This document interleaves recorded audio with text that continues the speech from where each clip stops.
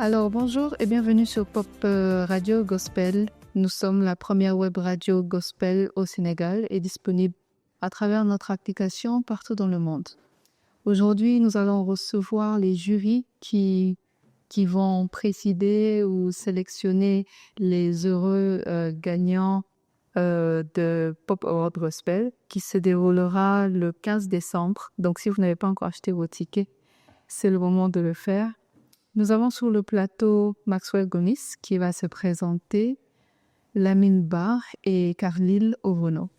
Alors Maxwell, bienvenue sur ce plateau. Merci à vous Nati, merci à toute l'équipe de Pop Radio. Alors moi c'est Maxwell Gomis et promoteur d'événements, manager d'artistes. Ok. Monsieur Lamine Barr. Merci Nati, je suis Lamine Barr, je suis journaliste musical. Critique et je suis aussi quelquefois producteur d'événements. Ok. Et Carlyle? Merci Nati, merci à l'équipe de Pop Radio. Je suis Carlyle Ovono, technicien supérieur en multimédia. Merci beaucoup. Alors, j'aimerais juste rappeler avant que l'on commence la discussion autour de la pertinence d'un award dans l'industrie de gospel. Quels ont été les critères de sélection que nous avons utilisés? Alors, c'est vrai que c'est Pop Award Gospel pour 2024, mais nous avons essayé de sélectionner des productions qui dataient plus de 2024 parce qu'on s'est rendu compte qu'il n'y avait pas eu beaucoup de productions cette année. Et pour cette première édition, on voulait se rassurer d'inclure tous les acteurs qui ont travaillé et qui continuent à travailler dans l'industrie du gospel. Donc, les points clés de sélection, bien sûr, c'est tous les critères artistiques en termes de production, des critères techniques, peut-être la qualité de la production selon les différentes catégories, mais également les critères de popularité parce qu'il y a des votes qui sont faits sur les réseaux sociaux à travers la plateforme Sony Event et également, du coup, les jurys qui auront également une dure part de sélectionner les heureux gagnants. Alors, on va rapidement aller dans le vif du sujet et se poser la question, quelle est la pertinence d'avoir des awards dans le milieu gospel? Alors moi je me dis qu'avoir des awards dans le milieu du gospel, ça a tout son sens dans la mesure où en fait chaque personne aimerait voir son travail être sanctionné au bout d'un moment par une récompense en fait. Et de là, je pense bien que ça challenge davantage les gens et en fait c'est comme par exemple avoir un projet carburer pendant 1 année, 2 ans et voir la réalisation de ce projet et le succès de ce projet. Alors, je pense bien qu'il est important aussi de se poser et de fêter ses victoires, en fait, voir un peu. Donc, je pense bien que ça a tout son sens dans la mesure où aussi, ça pousse aux gens, en fait, de se prendre davantage au sérieux, si je peux le dire ainsi, en disant que, tiens, cette année-ci, on a récompensé, par exemple, l'artiste X, pourquoi pas moi? Alors, si je veux être récompensé, si je veux que mon nom figure parmi les artistes, entre guillemets, qui ont beaucoup plus de travail ou bien qui sont en veur dans mon domaine, etc. et tout, donc je pense bien qu'il me faut davantage travailler, être beaucoup plus créatif, être beaucoup plus présent et qu'aussi, me prendre davantage au sérieux, quoi, en fait. Et je pense bien que chaque personne, au bout de, par exemple, à la suite des premières awards, les gens qui sont nominés, ils vont se dire que tiens, j'ai eu la grâce d'être nominé, mais j'ai pas eu vraiment la chance de faire partie en fait des gagnants. Maintenant, tu vas te poser la question en te challengeant, qu'est-ce que je dois faire pour que l'année prochaine que je fasse partie en fait des vainqueurs. Des prochains. Donc c'est ça. D'accord. Lamine, qu'est-ce que vous en pensez? Là, il a tout dit, mais je voudrais peut-être ajouter quelque chose de très important. Awards, déjà, c'est un mot en anglais. Oui. Si on se pose la question de leur pertinence, c'est se demander en fait de l'impact Exact. des awards dans l'industrie gospel qui nous réunit ici. En fait, la première, il a dit, ça sanctionne. Awards, c'est récompense, c'est consécration. Ça consacre le travail et le talent de l'artiste. Donc, c'est la première la première utilité des awards, des récompenses musicales. Il y a aussi que le fait que les awards renforcent la visibilité et la crédibilité des artistes qu'il a dit aussi. Et donc, c'est très important. Il a parlé aussi de marché. En fait, quand tu es crédible et que tu es reconnu, tu peux attirer des fans. Et qui dit fan attire aussi, qui dit fan dit marché. Donc, ça attire, en fait, ça booste la visibilité et ça permet à l'artiste d'avoir de nouveaux fans et peut-être de conquérir de nouveaux marchés, tant localement qu'internationalement. Il y a aussi le fait que ça augmente la valeur commerciale de l'artiste. Dans les collaborations, tu peux demander plus d'argent. Dans les concerts, quand quelqu'un te demande d'animer une soirée, peut-être ton cachet, avant et après, ta récompense, c'est différent. Donc ça c'est très important. Et il a parlé d'émulation, de fait que cette année, c'est moi qui ai gagné. L'année prochaine, tu dis non, moi aussi, je veux gagner. Donc, ça aussi apporte quelque chose de... Ça fait de l'émulation, ça fait de la concurrence saine dans le secteur. Et c'est important. Dernière chose aussi, ça attire les sponsors, les awards. Ça attire les médias, ça crédibilise le travail et fait que ton public s'élargit. Super. On parle de compétition saine. Khalil, qu'est-ce que tu en penses? Moi, je trouve que c'est bien parce que qui n'aimerait pas avoir son projet au bout d'une année civile récompensé? Donc tout le monde, déjà faire de la musique, c'est pas facile. Et quand on est avec les autres, c'est toujours bien de pouvoir se sentir considéré d'une certaine façon. Donc, situation c'est oui, parce que ça va permettre aux artistes en concurrence, sans se faire la guerre bien sûr, mais en proposant toujours quelque chose de qualité, que ce soit pour le public, que ce soit pour les consommateurs, pour les producteurs, que ce soit pour le marché de l'industrie et toutes les choses qui vont avec, quoi. Super. Donc, dans vos interventions, je comprends par là que les awards peut être un moyen de redynamiser, on va dire, l'industrie musicale. Donc, quelles seraient vos recommandations dans ce sens? Quels sont peut-être les autres moyens ou les autres actions que l'on peut poser pour booster l'industrie gospel musicale? Le premier moyen, c'est d'abord au niveau de la production. Tout à fait. Il faudrait que les artistes gospel soient beaucoup plus productifs. Parce que c'est la production qui emmène à la récompense. On ne peut pas vouloir être récompensé sans produire. Et en plus de cela, vu qu'on est dans une compétition, on est en concurrence, il faut produire quelque chose de bonne qualité. Et une chose qui peine sur la musique gospel, que ce soit au Sénégal ou ailleurs, c'est qu'elle n'est pas souvent régulière au niveau de la production des artistes. Souvent, il y a un artiste qui va te sortir un morceau, comme il y a eu la difficulté au niveau des choix des personnes qu'il fallait prendre cette année. Mais on se rend compte que l'artiste a peut-être sorti un seul titre dans l'année. Donc, c'est difficile parfois de pouvoir le classer avec les autres. Donc, si les awards peuvent être le moyen qui va permettre aux artistes d'être beaucoup plus productifs, je pense que ça pourrait commencer par là quand même. Ok, je vais prendre une perspective peut-être un peu plus globale avec Lamine. Comment est-ce que le gospel, du coup, peut se placer dans cette industrie globale du Sénégal, l'industrie de la musique? C'est une question pertinente parce que globalement, le gospel ne représente pas vraiment, ne fait pas encore le poids dans le secteur musical sénégalais. Et pourtant, c'est une musique très dynamique, c'est une scène très, très, très dynamique et qui, à mon avis aussi, est plus structurée que certains secteurs même de la musique sénégalaise. Donc, pour améliorer tout ça, il faut, pour moi, améliorer l'attractivité et la visibilité de la scène gospel.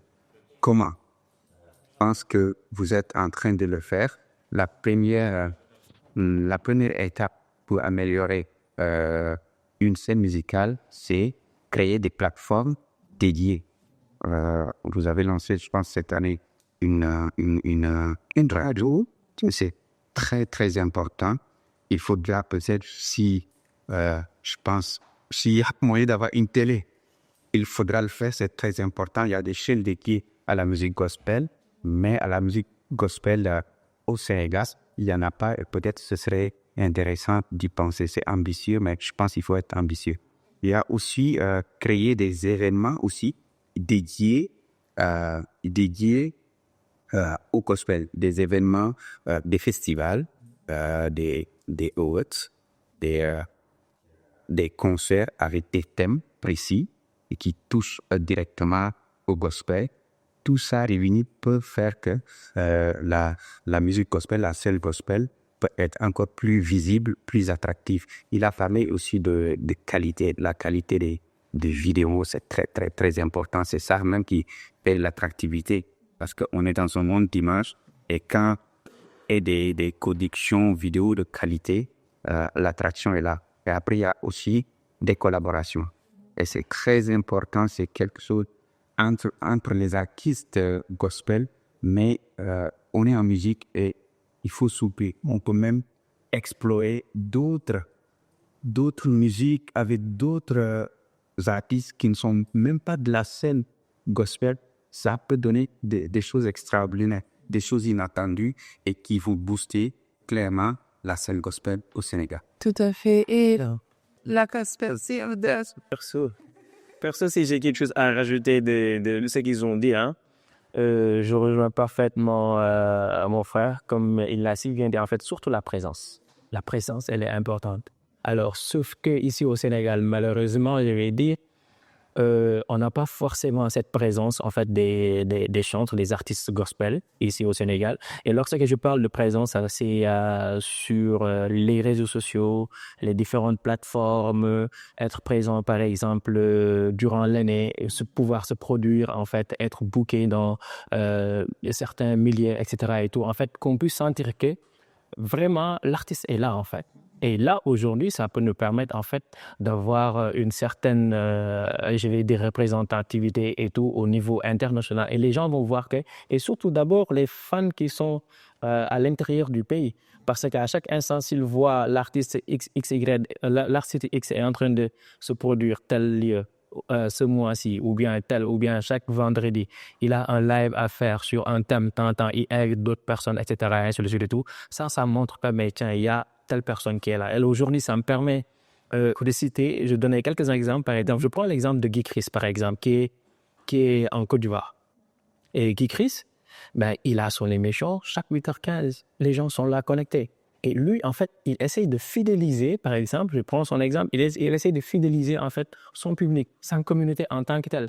Et il les tient en haleine. Donc, ce qui fait que lorsqu'il fait appel, là, tu entends que, par exemple, il a des fans dans tel pays, parce que ce qu'il fait, en fait, et là, il parvient, en fait, à fidéliser sa communauté. Et ça, c'est très important. Et l'autre chose, c'est ce qu'il vient de dire, la collaboration entre chantres, entre artistes. Le pourquoi cette collaboration est importante, en fait, ça fait que aujourd'hui, sa communauté et ma communauté, en fait, vont enfin découvrir, par exemple, ils vont découvrir une nouvelle tête, par exemple, c'est Guy Maxwell, ainsi de suite. C'est comme si je l'invitais, par exemple, à une de mes émissions, etc. et tout, il va partager, et parce que, en fait, il va inviter sa communauté à s'engager, en fait. Voilà un peu. Et dès l'instant où sa communauté, par exemple, va regarder la vidéo, etc. et tout, il peut voir, par exemple, il peut se dire, mais tiens, il y a Maxwell qui est là, le gars là, je ne le connaissais pas, etc. et ainsi de suite. Et tac, ça fait, comment dirais-je, un nouvel abonné, en fait. Non. Et l'abonné là va commencer à te suivre. Si tu parviens à le fidéliser, etc. et tout, c'est un plus pour toi. Donc, je pense bien que ça, c'est très important, la présence et la collaboration, mais surtout la qualité. Parce que, après, vous m'excusez du terme, avec tout le respect que je dois à nos artistes gospel, mais parfois, on a comme l'impression que les gens, ils ne respectent pas vraiment le gospel, le standard, en fait. Et alors, pour moi, ça doit être, en fait, un domaine où vraiment, où on doit demander plus de rigueur, en fait. Parce que ils ont opté pour travailler pour Dieu, enfin. Et notre Dieu, il mérite de l'excellence, il mérite de la qualité. Ça me permet de rebondir parce que là, on parle de qualité, on parle de production, on dit il faut être présent, mais tout cela a un coût. Donc, comment est-ce que l'artiste, il rentabilise pour pouvoir proposer tout ça? Moi, dans un premier temps, avant de donner la parole à Carly, j'ai dit qu'en fait, il faut se dire que aujourd'hui, au Sénégal, si tu es artiste gospel, parce que j'ai bien aimé une de ces phrases, je vais essayer de répéter ça encore. La musique, c'est le sport des riches. Hein? Tu l'as écouté? Non, rien. Mais, et je lui ai dit ça, en fait. Après, je me suis dit, bah, tiens, là, mais après, tu regardes, tu dis, mais il a parfaitement raison, le gars. Après, mais effectivement, c'est le sport des riches. Après, il faut se dire que, ben, tiens, à l'heure actuelle, je dois vous garantir qu'à moins que vous ayez des partenaires, et je pense bien que c'est quelques chantres, par exemple, ou bien quelques artistes gospel qui ont des partenaires, mais sinon, 99% des artistes gospel ici au Sénégal, en fait, ils vont avec leur propre moyens. Malheureusement ou heureusement, on a un public sénégalais qui est très exigeant. Avec l'ère de YouTube, etc., Instagram, tu vois un clip je donne un exemple, un clip de Demora, de Denamwala, etc., et tout, tu me dis déjà ça à un artiste gospel qui est ici au Sénégal. Mais tout en sachant que ces clips-là, ça vaut des millions, etc., et tout. Et est-ce qu'il y a des artistes qui sont prêts, entre guillemets, à investir, que ce soit mon cas-là, par exemple, tout en sachant que le retour sur investissement, ce n'est pas de la veille, enfin. OK, mais quelle est concrètement les pistes de rentabilisation pour un artiste qui veut se lancer? Je pense que ce serait bien de proposer et voilà. Je pense que c'est le placement, parce que les artistes gospel ont un problème avec le placement. J'ai l'habitude de dire que quand on s'enregistre dans une maison de gestion de droits, il n'y a pas une catégorie mais artiste gospel, c'est artiste tout court. Tout à fait. Donc, si vous êtes un artiste tout court, l'artiste doit se comporter comme une marque, un produit qu'on doit vendre. Et si on essaie de voir le processus de création d'un produit, on va voir qu'il y a plusieurs étapes. Il y a même des tests. Ça veut dire que ça peut échouer avant qu'on ne le lance.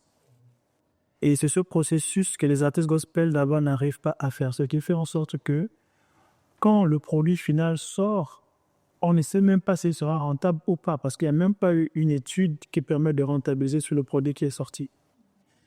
On veut bien rentabiliser, c'est vrai, c'est bien, mais est-ce qu'on fait ce qui nous permet vraiment de rentabiliser?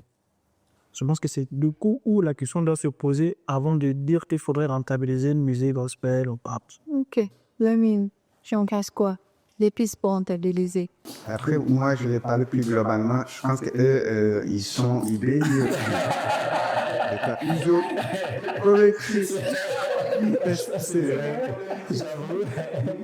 mais après, globalement, on est à l'ère digitale.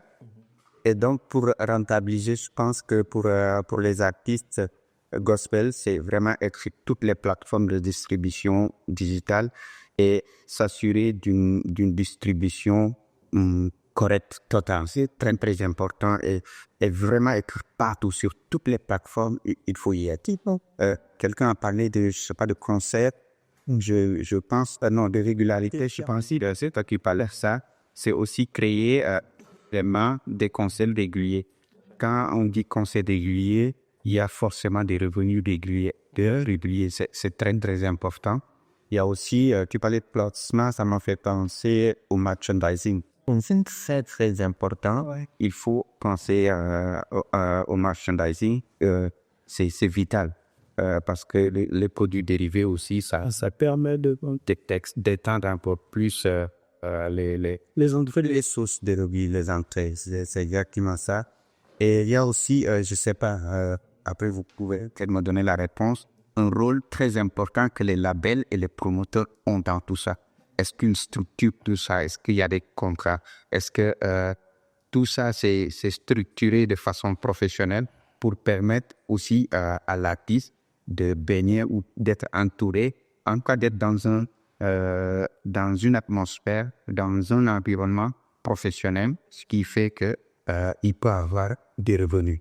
Ça, c'est très, très important. Et les promoteurs et les labels aussi ont cette responsabilité-là. Okay. Donc, je retiens streaming, être présent sur les réseaux et la distribution, les concerts pour la visibilité et du coup le merchandising. C'est ça, les pistes à explorer. Ouais. Mais surtout aussi, un truc qu'on a pour l'instant, et ça, je dis que c'est accessible à tout le monde, c'est d'être davantage présent sur les réseaux sociaux, en fait. Sur les réseaux sociaux, parce que ça, en fait, ça demande juste de la connexion, en fait. Pour l'instant, tu n'as pas encore peut-être des partenaires, des sponsors, etc., ainsi de suite et tout, mais en fait, il faudrait que les gens sachent que, par exemple, pour rentabiliser tout ce travail-là, d'abord, les premiers partenaires, c'est le public. C'est le public. Alors, si tu es présent, et malheureusement, qu'on se le dise, ici, on ne voit pas 3 personnes qui sont genre constantes, ainsi de suite, en se disant que chaque semaine, je propose quelque chose pour mes abonnés, pour mes followers, pour ma communauté. Et hélas, après, les choses ne peuvent pas fonctionner en fait du jour au lendemain parce que j'ai tout simplement un pollu à faire sortir. Je viens, je tympanise les gens, après je retourne encore chez moi, ainsi de suite, en train de dormir. Ça ne peut pas fonctionner comme ça. Tout à fait. Alors, on a parlé des artistes, des musiciens, mais il y a beaucoup d'autres métiers qui gravitent autour de cette industrie. Alors, d'après vous, quelle est la place des autres métiers? Je vais citer de manière grossière, peut-être des photographes, des artistes make-up, des danseurs. Donc, comment est-ce qu'ils s'imbriquent dans cette industrie-là? C'est une chaîne. Je pense qu'on en a parlé en autre. C'est une chaîne. On a tous besoin de tout le monde. Il n'y a pas l'un sans l'autre. Si on veut immortaliser un moment, on a besoin d'un photographe, d'un vidéaste. Si on veut faire un concert, on a quelqu'un pour booker. On a besoin d'un quelqu'un pour gérer les événements. La place de ces différents métiers n'est pas différente de celle d'un artiste parce que c'est toute une collaboration. Donc, on a besoin de toutes ces personnes-là autour d'un projet pour qu'il fonctionne. Donc, ce ne sont vraiment pas des projets, des métiers à négliger, qui sont vraiment présents, dont on en a vraiment besoin. OK. Alors, pour moi, comme il l'a si bien dit, en fait, ils travaillent, c'est un écosystème qui est là, ils travaillent ensemble. L'un ne peut pas aller sans l'autre, en fait. Parce qu'aujourd'hui, si l'artiste a besoin de visibilité, l'artiste lui-même, il ne peut pas se donner de visibilité, en fait. Il faudrait que vraiment qu'il y ait un vidéaste qui est là, un photographe, etc., sur le sujet et tout, et le danseur qui va venir un tout petit peu embellir son clip, etc., sur le sujet et tout. En fait, c'est toute une scène, en fait. Et c'est un partenariat qui est là. Et je pense bien que maintenant, c'est là où, en fait, le travail, c'est là où on aura du travail, à savoir essayer de choisir les meilleurs. Et ce qui va me permettre, après, je dis que c'est juste question d'intérêt, entre guillemets, quel est le vidéaste qui va me permettre, en fait, d'avoir de très belles images? Quel est le danseur qui va pouvoir répondre, par exemple, à mon style de musique, etc., ainsi de suite et tout? Quel est, se poser toutes ces questions. Et après, c'est de dire que, ben, tiens, j'ai ces gens-là. Et j'essaie de leur partager, en fait, mon projet. Et après, s'ils sont dans le projet, etc. et tout, on va essayer de travailler ensemble. Donc, ceci étant, ça ne sera plus le fait que j'ai choisi un vidéaste, etc. et tout, mais tu as, en fait, des collaborateurs. Et lorsque le produit sera sur scène, par exemple, dans le marché et tout, ils vont participer à la promotion de ce produit-là. Parce qu'ils se sont appropriés, en fait, du projet. OK. C'est juste ça. L'ami. Ils ont je pense, presque tout dit. Il a parlé de chaîne. Il a parlé aussi de... j'aime beaucoup cette phrase-là, que leur place est aussi importante que celle de l'artiste est très important. Si on veut pousser plus loin, on peut dire aussi qu'il faut valoriser donc ces métiers-là. Il faut les récompenser. Très, très, très important. Il faut aussi... les former. Il faut les former. C'est très important aussi qu'il n'y ait pas que des artistes et des danseurs et que d'autres jeunes qui entrent dans le secteur se disent « Ok, moi peut-être au-delà, je peux être manager, mais manager professionnel. » Et donc, on parle là aussi forcément de formation. Ça, c'est très, très important. Former tous ces jeunes-là. Un jeune qui aime la photographie, qui aime la musique gospel, qui n'est pas forcément un bon danseur, mais qui peut être un très bon photographe. Et c'est très, très important. Dans le monde, il n'y a pas quand même pouvoir des cérémonies de récompense de photographes, de scènes musicales, de scènes vivantes. Donc, c'est très important. Il y a aussi créer des ateliers, faire de sorte qu'on peut incuber beaucoup plus de monde et les mettre dans une monde beaucoup plus professionnelle. C'est très important. Et dernièrement aussi, il y a quelque chose d'important. Tous ces jeunes-là, il faut aussi de l'argent. Leur permettre d'avoir avoir accès à des financements, un peu plus d'argent pour vraiment se structurer. C'est très, très important. Ok, merci beaucoup. Je pense que c'est cet exercice que nous allons faire le 15 décembre. Essayer de récompenser toutes ces personnes qui gravitent autour de l'industrie gospel. Donc, on se donne rendez-vous le 15 décembre. Je ne sais pas si vous avez un dernier mot à passer à nos internautes. Bon, alors moi, si j'ai un truc que j'aimerais tout simplement rajouter, et je pense bien que c'est un truc qui me tient à cœur, il faut se dire qu'aujourd'hui, ici au Sénégal, le combat que nous devons faire, que nous devons mener en tant qu'acteurs, tout acteur en fait de l'industrie du gospel, c'est de tout faire pour que le gospel sénégalais en fait occupe sa place, la place qu'il faut en fait. Le pourquoi? Parce que aujourd'hui tu vas partir demander des partenaires dans une société de la place. La première question qu'ils vont te poser, c'est quoi?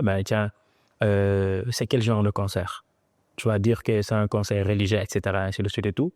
Premier motif, en fait, ou bien prétexte pour ne pas t'accompagner, ils vont te dire que c'est un événement religieux. Tout en sachant qu'on est au Sénégal, on a vu aussi pas mal d'activités religieuses que les gens sponsorisent, quoi, en fait, tu vois un peu.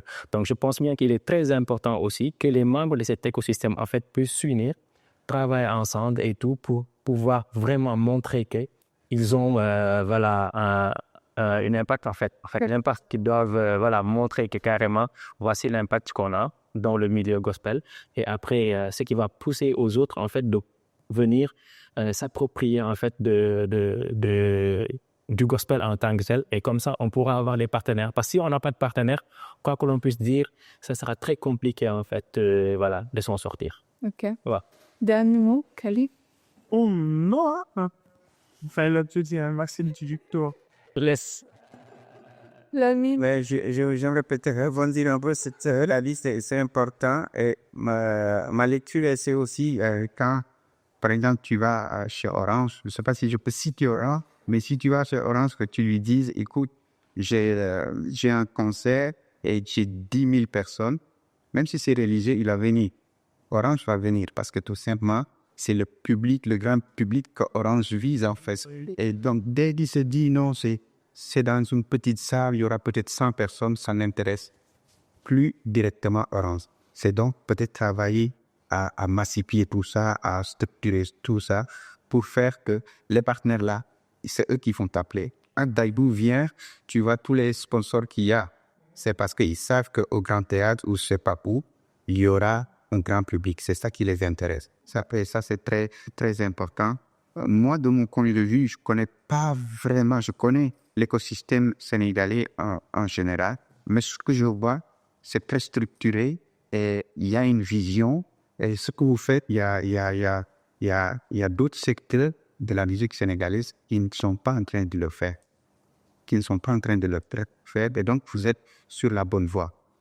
Pour rebondir toujours sur ce que tu as dit sur la musique religieuse, par exemple, les chantres musulmans, les chanteurs religieux musulmans sont les mieux payés par le BSDA. C'est les nouveaux millionnaires de la musique sénégalaise. Pourquoi? Parce qu'avec les Dalal Tones et tout ça, tout le monde écoute, tout le monde est très religieux au Sénégal et donc ça rapporte beaucoup d'argent. Aussi, c'est des pistes à explorer pour la scène gospel parce que c'est très, très, très important.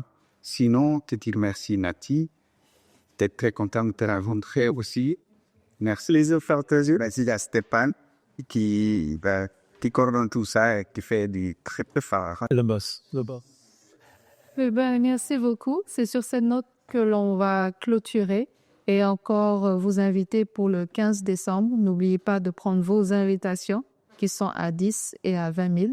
Et on commence le tapis rouge à 19h. Donc tapis rouge, belle tenue, bien coiffée.